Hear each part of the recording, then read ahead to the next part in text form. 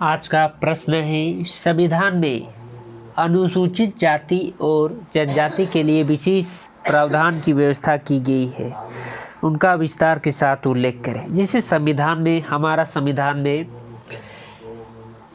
अनुसूचित जाति जो कि एसटी शेड्यूल कास्ट जो कि हम लोग का भाषा में हरिजन बोलते हैं, और जनजाति जो इंग्लिश में उसका शेड्यूल ट्राइबल यानी हम लोग की भाषा हिंदी में आदिवासी कहते हैं। यानी कि आपको ऐसा भी प्रश्न आ सकता है, संविधान में आदिवासी और हरिजन के लिए किन विशेष अधिकार का प्रावधान किया गया है और उसके बारे में पूरी विस्तार के साथ लिखे, तो आप लिखिएगा। ऐसा भी प्रश्न पूछ सकता है कि आदिवासी और हरिजन को किस प्रकार से विशेष अधिकार दिया गया है संविधान में, उसके बारे में उल्लेख करें, तो आप यही आंसर लिखिएगा। तो आंसर स्टार्ट करते हैं। भारतीय विविध वर्ण जाति और धर्म का देश है, जिससे कि भारत में हर प्रकार की जाति रहते हैं, जिसे हर धर्म में अलग अलग प्रकार की जाति रहते हैं। जिसे हम लोग हिंदू धर्म की बात करते हैं तो हिंदू में सबसे पहले ब्राह्मण, राजपूत वह जाति सबसे उच्च जाति में आते हैं, और सबसे नीच में यानी सबसे दलित कहते हैं तो उसे दलित जाति को कहते हैं, जिसमें हरिजन आते हैं। तो वैसे ही भारत में विभिन्न जातियां हैं, विभिन्न धर्म हैं। ऐसी स्थिति में अल्पसंख्यक वर्ग को यह भय रहता है कि कहीं बहुसंख्यक वर्ग अपने बहुमत के बल पर सत्ता प्राप्त कर अल्पसंख्यक वर्ग को आघात न पहुंचा दे। जिससे कि बहुसंख्यक वर्ग यदि अल्पसंख्यक वर्ग को बहुमत प्राप्त करके आघात ना पहुंचा दे, उसका डर रहता है जिससे अल्पसंख्यक को। तो इसके लिए ही संविधान ने उसे विशेष प्रकार से अधिकार दिया जाता है, जिससे अल्पसंख्यक को विशेष अधिकार मिलते हैं। जिसके अतिरिक्त भारत में हिंदू धर्म के अनुयायी परंपरा रूप में दो वर्गों में विभाजित है। प्रथम सवर्ण हिंदू अथवा उच्च जाति, और द्वितीय निम्न जातियां। सवर्ण हिंदू के द्वारा तथाकथित निम्न जातियां का सैकड़ों वर्ष से शोषण किया जा रहा है, जिसकी हिंदुओं में उच्च जाति है और जो निम्न जातियों का शोषण किया जाता है। जैसे कि हम लोग देखे थे कि किस प्रकार से ब्राह्मण परिवार के लोग दलितों को अपने घर पे नौकर की तरह काम किया कराते थे और उस पर शोषण करते थे, उससे कुआं में पानी उठाने नहीं देते थे तथा अपने बराबर कभी बैठने नहीं दिया करते थे। और धीरे धीरे यह समानता में बदलने लगा और आज संविधान के अंतर्गत सबको समानता का अधिकार है और सब एक समान में बैठ सकते हैं, सब कुछ कर सकते हैं। और सवर्ण हिंदू एक बड़े भाग में यह विचार भी प्रचलित है कि निम्न जातियों में व्यक्ति स्पर्श न करके अथवा अपवित्र है। जैसे कि पहले उच्च जाति के लोग निम्न जाति के लोगों से नहीं छूते थे, स्पर्श नहीं करते थे, क्योंकि उसमें उन्हें डर लगता था कि अपवित्र है वो, जिससे उसे छूने से उच्च जाति का लोग भी अपवित्र हो जाएगा, और यदि उनकी स्पर्श हो गया तो अपनी शुद्धि करानी होगी, यानी शुद्धि करानी होगी, गंगा स्नान करना होगा आदि बहुत सारे वैसे लोगों के नियम थे। हिंदू वर्ग के इन कथाकथित निम्न जातियों को संविधान में अनुसूचित जाति के नाम दिया गया, और पिछड़े वर्ग के क्षेत्र में रहने वाले जातियों को अनुसूचित जातियां के नाम दिया गया, जो कि हम लोग कहते हैं शेड्यूल कास्ट, और हिंदी में इसको हरिजन कहते हैं, यानी निम्न जाति वाले लोगों को। और पिछड़े हुए क्षेत्र में रहने वाली जातियों को अनुसूचित जनजाति, अनुसूचित जनजाति जिसको हम लोग इंग्लिश में बैकवर्ड कास्ट कहते हैं, और उसे हम लोग हिंदी में पिछड़ी कहते हैं। पिछड़ी या पिछड़ा वर्ग के जाति हिंदी में कहा जाता है, अनुसूचित जनजाति को का नाम दिया। भारतीय संविधान समानता और मातृत्व के विचार पर आधारित थे। अतः संविधान निर्माण ने सोचा कि यदि समानता को एक वास्तविक की स्थिति प्रदान करनी है तो समाज में इन दलित वर्ग को विशेष सुविधा प्रदान करनी होगी। इन विशेष सुविधाओं के आधार पर ही समाज के दलित और दुर्बल अंग अन्य वर्ग के समान विकास की स्थिति को प्राप्त कर सकेगा।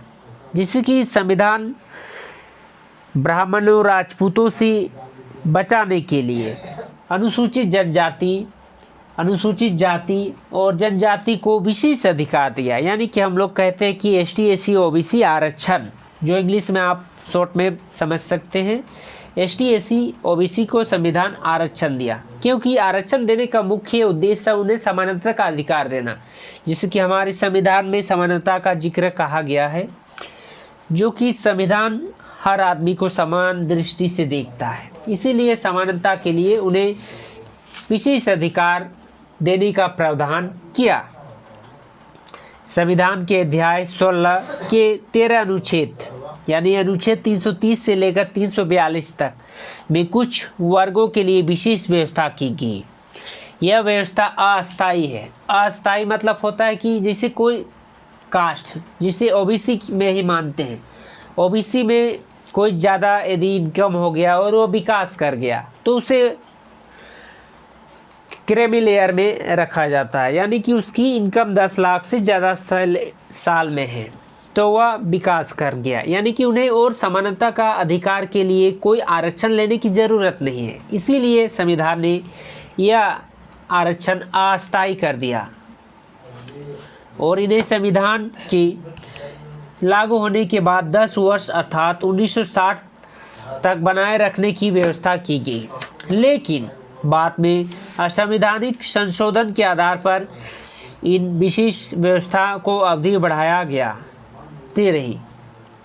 जैसे 10 वर्ष हुआ, उसके बाद फिर कहा गया कि 10 वर्ष में कुछ विकास नहीं हुआ, फिर उसकी अवधि बढ़ाई गई। 62वें संवैधानिक संशोधन 1990 के आधार पर आरक्षण की अवधि 25 जनवरी 2000 तक बढ़ाई गई तथा 79 संविधान संशोधन 2000 के आधार पर 25 जनवरी 2010 तक के लिए आरक्षण को व्यवस्था कर दी गई। 95वें संवैधानिक संशोधन 2009 में आरक्षण को 25 जनवरी 2020 तक कर दी गई। उसके बाद तो लोग संविधान का और संशोधन नहीं हुआ है। संविधान के अध्याय 16 में कतिपय वर्गों की संबंधित विशेष प्रावधान का शीर्षक दिया गया है। इस अध्याय में अगला भारतीय समुदाय, अनुसूचित जाति, अनुसूचित जनजाति और पिछड़ा हुए जातियों के लिए विशेष प्रावधान की गई है। इन विशेष प्रावधान का उद्देश्य संविधान के अनुच्छेद 46 में इस प्रकार स्पष्ट किया गया है कि इससे राज्य जनता की दुर्बल तक अंगों का विशेष अनुसूचित जाति और अनुसूचित जनजाति की शिक्षा तथा अर्थ संबंधित हितों का विशेष सावधानी से रक्षा करे और सामाजिक अन्याय तथा सभी प्रकार के शोषण से उनकी रक्षा करें। जैसे संविधान के अध्याय 16 में ये ST SC OBC के लिए विशेष प्रकार से कहा गया है कि उन्हें शिक्षित करना होगा। जैसे कि किसी की विकास यदि उसकी साक्षरता दर बढ़ जाता है तो उससे ऑटोमेटिक वह जानने लगता है कि क्या गलत है और क्या सही है। इसके लिए संविधान में विशेष प्रावधान किए गए कि हर आदमी को शोषण मतलब होता है अत्याचार, शोषण से रोका जाए, यानी कोई किसी पर अत्याचार ना करे कि वह नीच जाति का है, उसे नीच काम करना होगा। यानी सबको एक समानता से देखना होगा, एक समान से बैठाना होगा। तो उन्हें विशेष अधिकार मिली कि उन्हें शिक्षा और रक्षा का विशेष अधिकार दिया गया संविधान के अनुच्छेद अध्याय 16 के अंतर्गत। अगल भारतीय समुदाय, अंगोल इंडियन क्लास से संबंधित व्यवस्था। अगल भारतीय समुदाय के लिए संविधान में 2 प्रकार का विशेष व्यवस्था की गई है। प्रथम, केंद्रीय संसद तथा राज्य विधानमंडल में संरक्षण और द्वितीय, सरकारी सेवाओं में विशेष सुविधा। इस वर्ग के लिए सरकारी सेवा में विशेष सुविधा अब समाप्त हो गई है, लेकिन संसदीय तथा राज्य विधानमंडलों में संरक्षण की स्थिति इस वर्ग को अभी भी प्राप्त है।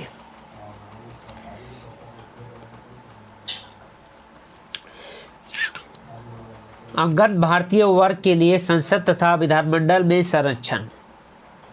एंग्लो इंडियन के लिए संविधान के अनुच्छेद 331 के अंतर्गत राष्ट्रपति का यह अधिकार प्रदान किया गया है कि वह लोकसभा से अधिक 2 अगल भारतीयों को नियुक्त कर सकता है। यदि उसकी मत में अगल भारतीय वर्ग को उचित प्रतिनिधित्व प्राप्त नहीं हुआ तो इस प्रकार अनुच्छेद 333 के अंतर्गत राज्य के राज्यपालों का यह अधिकार प्रदान किया गया है कि यदि उनके विचार में विधानसभाओं में अगल भारतीय समुदाय को उचित प्रतिनिधित्व प्राप्त नहीं हुआ है तो उन्हें आवश्यक अनुसार उनकी प्रतिनिधित्व नामजद कर सकता है।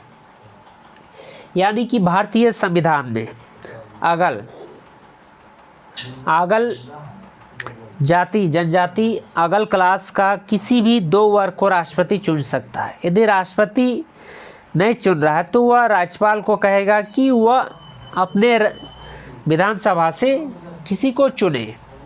विधानसभा में जो एमएलए होता है उसे एमएलए बनाए, यानी अनुसूचित जातियों तथा अनुसूचित जनजाति से संबंधित व्यवस्था, जैसे एसटी एससी से संबंधित व्यवस्था, इसे आप शॉर्ट में समझ सकते हैं। अनुसूचित जाति के निर्धारण का आधार जाति और अनुसूचित जनजाति का निर्धारण का आधार क्षेत्र और जाति रहा है। जिससे कि आपको पता होगा, अनुसूचित जनजाति यदि किसी भी जंगल का मुख्य अधिकारी अनुसूचित जनजाति होता है। यदि कोई जंगल क्षेत्र है और जंगल क्षेत्र में प्रथम अधिकार वहाँ के आदिवासियों का है, उसके बाद वहाँ के अनुसूचित जातियों का है, उसके बाद आता है पिछड़ा वर्ग, यानी यह संविधान में प्रावधान है। अनुसूचित जाति एवं अनुसूचित जनजाति सन 1931 की जनगणना के आधार पर अन्य जातियों से अलग स्वीकार की गई है। जिसे भारतीय संविधान में यह प्रावधान रखा गया है कि राष्ट्रपति राज्यपाल से परामर्श करने के पश्चात लोक अधिसूचना द्वारा ऐसी जातियों का उल्लेख कर सकेगा। प्रत्येक राज्य के लिए वहाँ की जातियाँ के अनुसार उनकी अलग अलग सूचियाँ बनाई गई है।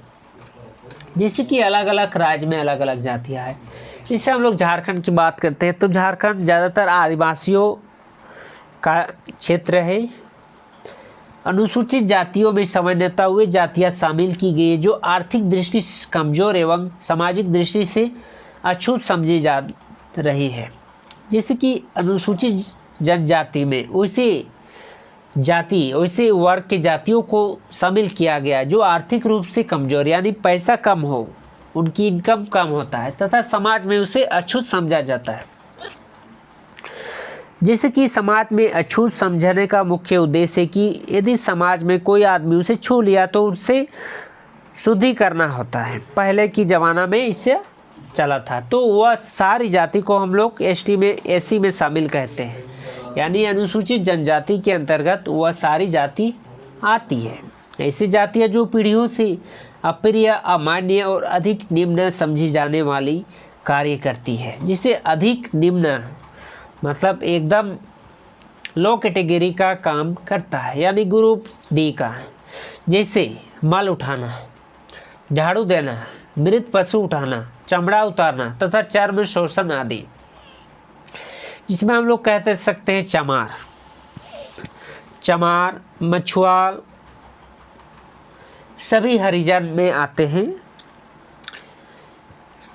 ये हरिजन जाति, इसका सबसे पहले महात्मा गांधी ने इन अनुसूचित जनजातियों को हरिजन जाति कहा है। अनुसूचित जनजाति वे जातियाँ जो क्षेत्र में रह रही उनके भौतिक विकास नहीं हुआ है, क्योंकि उन क्षेत्र तक सभ्यता बहुत कम पहुंच पाई है। ऐसी जातियाँ उनमें अपना कोई स्थान निवास नहीं रहा है, जो घुमक्कड़ रही है, अथवा वह जो वर्षों में अपराध कार्य, चोरी करने, राहगीरों को लूटने आदि के माध्यम से अपना गुजर बसर कर रही हो। अनुसूचित जनजाति जैसे कोई अपना स्थान नहीं है, जो जंगल में रह रहे हैं, लोग को चोरी कर रहे हैं, राहगीरों को लूट रहे हैं, जैसे इसमें मुख्यतः ये आदिवासियों जाति इनको इस कैटेगरी में लाया गया है के माध्यम से अपना गुजार बसर कर रहे हैं। उन्हें भी अनुसूचित जनजाति के नाम दिया गया है। वे जाति अपने विशेष स्थिति के कारण बाकी समाज से अलग हो गए थे, अतः उन्हें विकास की धारा के साथ जोड़ने के लिए विशेष सुविधा की आवश्यकता समझी गई है। अनुसूचित जातियों और जनजातियों से संबंधित प्रमुख रूप से निम्नलिखित विशेष व्यवस्था की गई है। ये थे विशेष प्रकार से हम लोगों को जाति, अनुसूचित जनजाति, अनुसूचित जाति किसे किसे कहते हैं उसके बारे में विस्तार से, यानी किस प्रकार से संविधान किस कैटेगरी के आदमियों को किस कास्ट में रखा है उसके बारे में इसमें पढ़ें। आप जानेंगे कि संविधान के अंतर्गत उन्हें किस प्रकार से विशेष अधिकार या विशेष व्यवस्था की गई है, क्या क्या है उसके बारे में इसमें जानेंगे। 5 टॉपिक है। पहला है प्रतिनिधित्व के संबंध में विशेष व्यवस्था। संविधान में अनुसूचित जनजाति तथा जनजातियों के लिए जनसंख्या के आधार पर स्थान आरक्षण रखने की व्यवस्था की गई है। जिसे आरक्षण को आरक्षित करने की व्यवस्था, यानी जैसे कोई चुनाव हो रहा है, जैसे एमएलए एमपी का चुनाव हो रहा है, तो झारखंड में देखते हैं कि यह सीट आदिवासी ही लड़ सकता है, यानी आरक्षण है उसका। भले उस क्षेत्र में पिछड़ी की जनसंख्या बहुत अधिक हो, लेकिन उसमें सिर्फ आदिवासी लड़ सकता है, क्योंकि वह संविधान के अंतर्गत उसे आरक्षण प्राप्त है। इन जातियों की व्यक्ति सुरक्षा स्थान के अतिरिक्त अन्य निर्वाचन क्षेत्र में भी चुनाव लड़ सकते हैं। जैसे हम लोग को दूसरा क्षेत्र में भी चुनाव लड़ सकते हैं, जो एक विधानसभा से आते हैं तो दूसरा में भी लड़ सकते हैं। वर्तमान में लोकसभा में कुल निर्वाचन संख्या 543 है, जिसमें अनुसूचित जाति और जनजाति के लिए क्रमशः 87 और 47 स्थान सुरक्षित है। जैसे 47 अनुसूचित जातियों के लिए और 84 अनुसूचित जनजातियों के लिए, जिसे आदिवासी सब। झारखंड में यह ज़्यादातर 14 एमपी है। झारखंड में 14 में 10 आरक्षित हैं। 4 ही जगह में जनरल चुनाव लड़ सकते हैं, क्योंकि इसमें ज़्यादातर आदिवासी और हरिजन है। दूसरा है सेवाओं और शिक्षण संस्थाओं में प्रवेश हेतु विशेष संरक्षण। जैसे कोई भी कॉलेज में या स्कूल में एडमिशन रहता है तो सीट रहता है, एसटी के लिए इतना सीट, ओबीसी के लिए इतना सीट और एससी के लिए इतना सीट और बाकी अदर जनरल के लिए इतना सीट, टोटल 100%। तो इस प्रकार से आरक्षण रहता है। हर राज्य में अलग अलग आरक्षण रहता है। जैसे कि बहुत राज्य में एसटी को 27%, एससी को 12%, ओबीसी को 14%, इस प्रकार से बहुत राज्य में और केंद्र सरकार की नौकरी में आरक्षण दिए जाते हैं। तो यह टॉपिक है। दूसरा में सेवाओं और शिक्षण संस्थाओं में प्रवेश हेतु विशेष संरक्षण। क्या क्या है संरक्षण? अनुसूचित जाति और अनुसूचित जनजातियों के लिए अनुच्छेद 335 के अंतर्गत अनुसूचित जाति तथा अनुसूचित जनजाति के लिए केंद्र, संघ और राज्य सरकार के प्रशासनिक सेवा यानी यूपीएससी और state PCS, public service commission, union public service commission में प्रशासनिक कुशलता के अनुकूल स्थान सुरक्षित रखने की व्यवस्था की गई है। संविधान आरक्षित स्थान के प्रतिशत एवं समय सीमा निर्धारित नहीं करता। उन्हें प्रशासन द्वारा नियमों के अंतर्गत निर्धारित करने की व्यवस्था की गई है। इन जातियों को शासनीय सेवाओं के प्रतिनिधित्व करने के लिए जो रिक्तियां प्रदान की गई हैं उसमें से मुख्य है वायु सीमा में छूट, योग्यता स्तर में छूट, कार्य कुशलता के नियंत्रण स्तर पूरा करने पर उनके चयन नीचे की श्रेणी में उनकी नियुक्ति और पदोन्नति का विशेष प्रबंध। 1950 में गृह मंत्रालय द्वारा पारित प्रस्ताव के अनुसार अनुसूचित जाति के लिए 12.5 से 16.2% आरक्षित रखने की व्यवस्था की गई है। बाद में यह व्यवस्था की गई अनुसूचित जाति के लिए तथा जनजाति में क्रमशः 15 और 7.5% स्थान आरक्षित किए जाएंगे। तीसरा टॉपिक है अनुसूचित जातीय तथा जनजातियों का राष्ट्रीय आयोग। इन जातियों की हितों की रक्षा हेतु और उनके संबंधित विषयों की जांच करने के लिए संविधान के अनुच्छेद 338 में एक विशेष पदाधिकार की व्यवस्था की गई है। इस अधिकार की नियुक्ति राष्ट्रपति द्वारा की जाती है तथा इस पदाधिकार के अंतर्गत कुछ क्षेत्रीय आयुक्तों को भी नियुक्त करने की व्यवस्था की गई है। इस व्यवस्था को अधिक प्रभावी बनाने की आवश्यकता अनुभव की जा रही है। अतः 66वें संवैधानिक संशोधन 1990 के द्वारा अनुसूचित जाति और जनजातियों के लिए राष्ट्रीय आयोग का स्थापना कर उसी संवैधानिक दर्जा प्रदान किया है। अनुसूचित जाति और जनजाति के हितों की रक्षा तथा उन पर होने वाले अत्याचारों को रोकने के लिए इस आयोग ने सभी आवश्यकता कदम उठाने की अधिकार हुआ है। जैसे कि राष्ट्रीय एससी के लिए बहुत सारे अत्याचार किए जाते हैं। बहुत ऐसे राज्य हैं भारत में जो एसटी एससी को कुचलना चाहते हैं, किसी भी दोष में उसे फंसाना चाहते हैं बहुत सारे जाति के लोग। तो उसको बचाने के लिए एक विशेष प्रकार से एक आयोग की स्थापना किया गया है। आयोग मतलब होता है कमेटी। एक कमेटी बनाई गई है और उसे इस आयोग में से भी आवश्यक कदम उठाने का अधिकार होगा।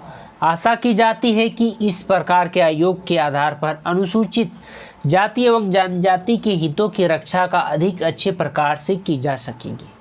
जैसे इसकी आरक्षण और इसकी रक्षा की जा सकेगी अच्छे प्रकार से इस आयोग की सहायता से। जांच आयोग की नियुक्ति, जैसे संविधान के अनुच्छेद 340 के अंतर्गत यह प्रावधान की गई है कि राष्ट्रपति 2 आयोग की नियुक्ति करेगी। प्रथम में कार्य अधिसूचना क्षेत्र में प्रशासन तथा अनुसूचित जाति के कल्याण का मामला सामने की जांच करनी होगी।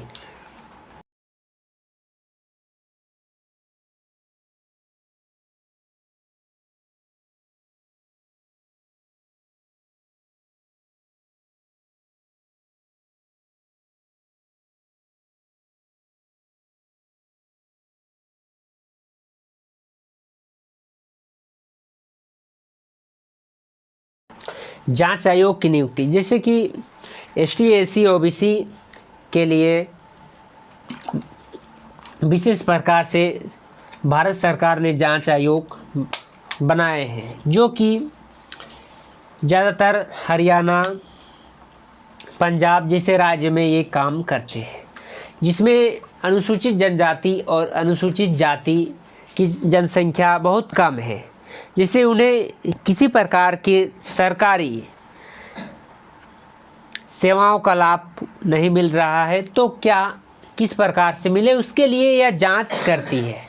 यानी संविधान के अनुच्छेद 340 के अंतर्गत यह व्यवस्था की गई है, यह अनुच्छेद बनाई गई है संविधान में। 340, 341, 342 तो वह भाषा से संबंधित अनुच्छेद थे, लेकिन 340 अनुच्छेद संविधान में ये जांच आयोग की नियुक्ति है।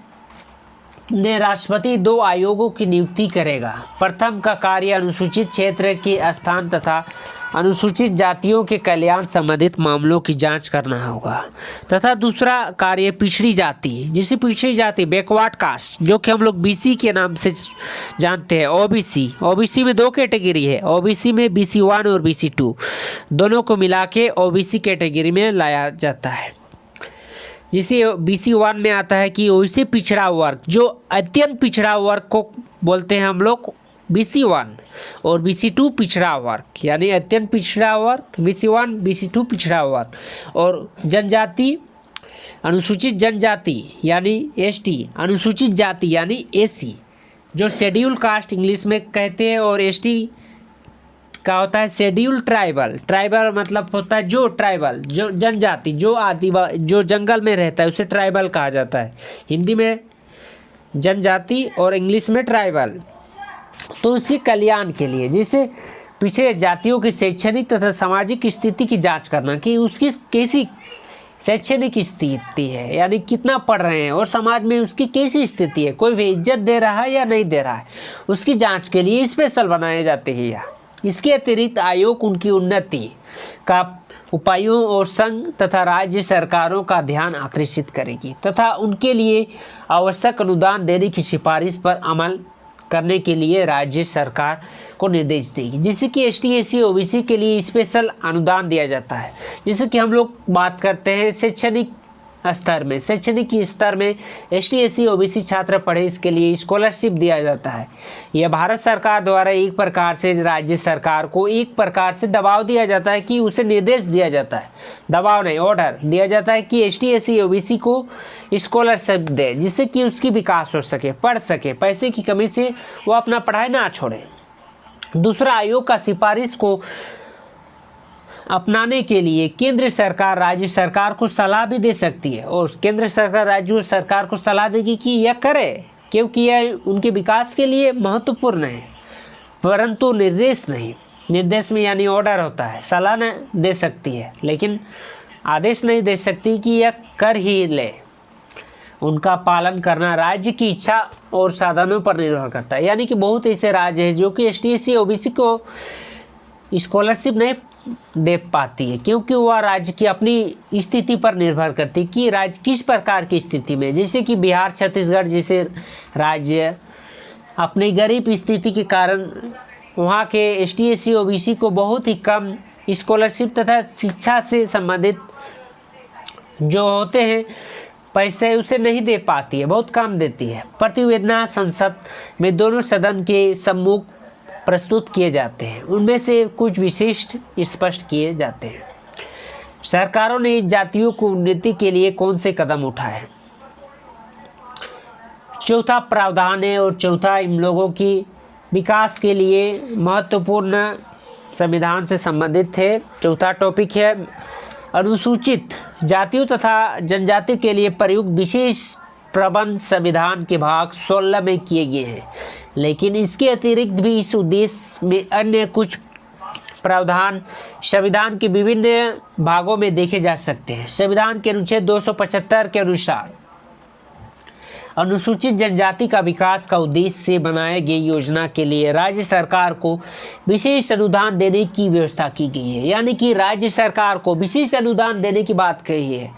जैसे कोई भी चीज़ में अनुदान, हमारे जैसे कि राज्य सरकार PWD होता है, जिससे राज्य सरकार जो PW होता है पब्लिक डेवलपमेंट वर्क में भी इन्हें विशेष प्रकार से काम किया जाना चाहिए। जैसे कि FCI फूड्स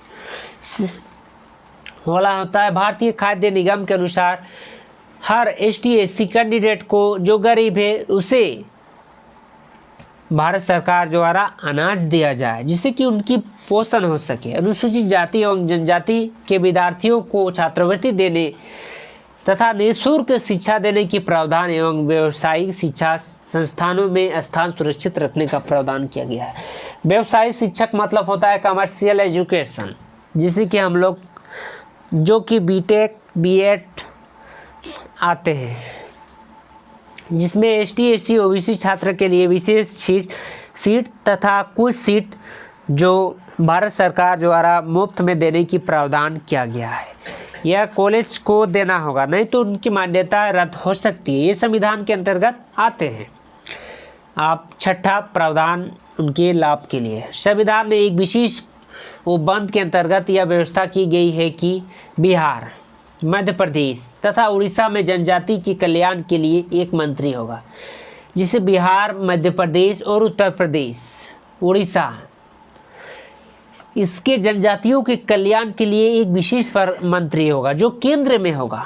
यह यहाँ के जनजाति अत्यधिक गरीब एवं अशिक्षित होते हैं, जिसके कल्याण के लिए स्पेशल जनजातीय कल्याण मंत्रालय बनाया गया है, जो कि स्पेशल उनके कल्याण के लिए अपना कार्य करती है। उनके लिए नए नए स्कूल खोलते हैं, जैसे कि हम लोग बिहार में जानते हैं चरवाहा स्कूल खोला गया है होते हैं, जो कि वैसे विद्यार्थियों के लिए है जो सिर्फ शाम को ही क्लास कर सकते हैं।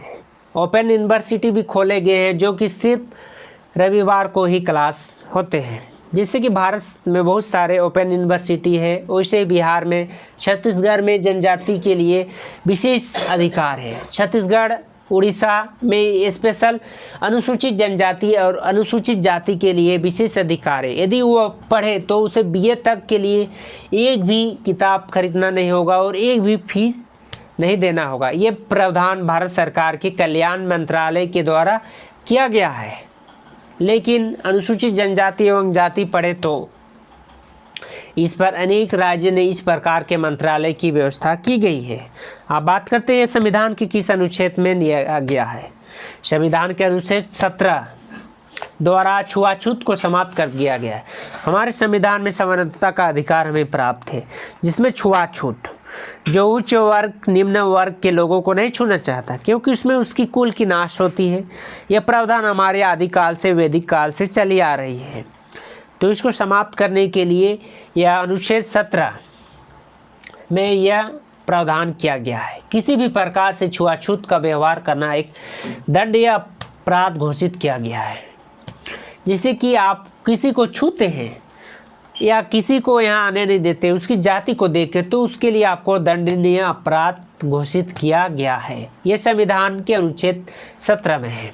अनुच्छेद 15 में समानता का अधिकार की व्यवस्था की गई है। अनुच्छेद 15 में समानता का अधिकार दिया गया है, यानी कि हर जाति को एक समान अधिकार मिलना चाहिए, भले वह अनुसूचित जनजाति ही क्यों नहीं हो, अनुसूचित जाति ही क्यों नहीं हो। उनके अनुसार किसी राज्य व्यक्ति के विरोध में केवल धर्म, मूल, वंश, जाति, लिंग, जन्म स्थान अथवा इसमें से किसी एक के आधार पर भेदभाव नहीं करना चाहिए। यानी कोई लिंग होता है, लिंग भेदभाव, यानी कोई स्त्री जाति हो और उससे उच्च जाति वाले कार्यालय में नौकरी कर रहे हैं तो उसके साथ भेदभाव हो रही है, तो संविधान के अनुच्छेद 15 के अंतर्गत समानता के अधिकार के अंतर्गत उस पर वह मुकदमा कर सकता है। यह संविधान में प्रावधान है। उनमें किसी भी आधार पर कोई नागरिक दुकान, सार्वजनिक स्थल, भोजनालय, होटल, सार्वजनिक मंदिर, मनोरंजन स्थल, मधुशाला आदि में प्रवेश करने से भी नहीं रोक सकता है, क्योंकि ये भारत के संविधान के अनुच्छेद 15 के अंतर्गत आता है। यह भी आपको क्वेश्चन में पूछ सकता है कि किस अनुच्छेद के अंतर्गत समानता का अधिकार है। तो 15 में किस अनुच्छेद के अंतर्गत आपको छुआछूत का अधिकार समाप्त किया गया, ये 17 के अंतर्गत।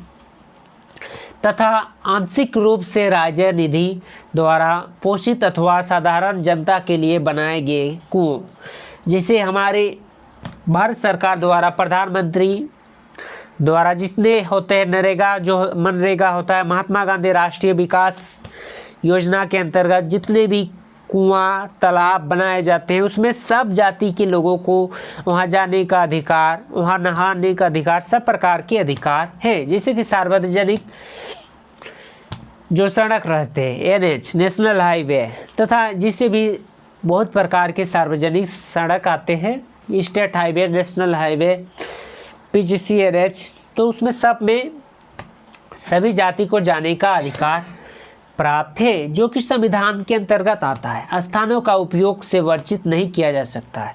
अब बात करते हैं अनुच्छेद 19 का 5वां भाग में क्या क्या जाति के लिए विशेष प्रावधान किया गया है। अनुच्छेद 15 एवं अनुच्छेद 19 के 5वें भाग के अनुसार अनुसूचित जनजाति के हितों की रक्षा के लिए सभी स्वतंत्रता का अधिकार को परिसीमित किया जा सकता है। अनुसूचित जनजाति एक प्राथमिक समुदाय है। उनके अपने संस्कृति एवं संपत्ति संबंधित परंपरा है। वे सीधे साधे लोग काफ़ी पिछड़े हुए हैं। उनकी संस्कृति तथा पिछड़ेपन का कारण उन्हें पूर्णतः पृथक रखना चाहे युक्ति संगत नहीं है। यद्यपि उनके हितों की सुरक्षा के लिए जो व्यवस्था की गई है वह न्यायोचित जान पड़ता है। इन सुरक्षाओं के अभाव में समाज में अधिक चतुर लोग उन जनजाति के व्यक्तियों को जो स्वभाव सरल होते हैं मूर्ख बनाने कर उसका शोषण करने में समर्थ हो सकते हैं। इसके लिए ऐसे अनेक प्रावधान किया गया है जिसमें इस व्यक्तियों को केवल विशेष परिस्थिति में ही अपना संपत्ति हस्तांतरण करने का अधिकार है।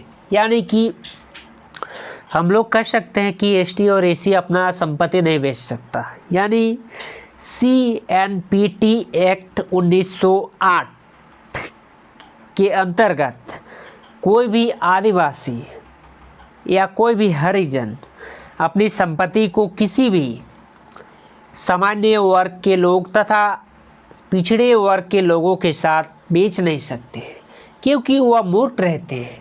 उनका शोषण किया जा सकता है। शोषण मतलब होता है अत्याचार।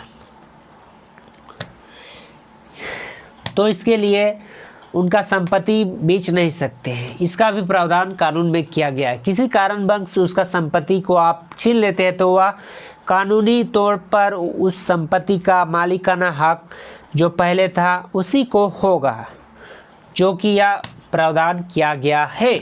उनकी संपत्ति को बचाए रखने के लिए सतह हस्तांतरण नहीं कर सकते। हस्तांतरण मतलब होता है इंग्लिश में ट्रांसफर, एक जगह से दूसरी जगह परिवर्तन करने का अधिकार होगा।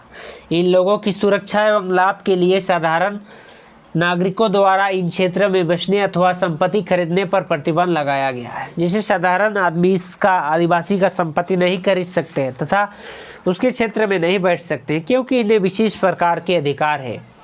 यह प्रश्न था आपको संविधान के अंतर्गत एसटी और एसी ओबीसी को किस प्रकार से आरक्षण मिला गया है।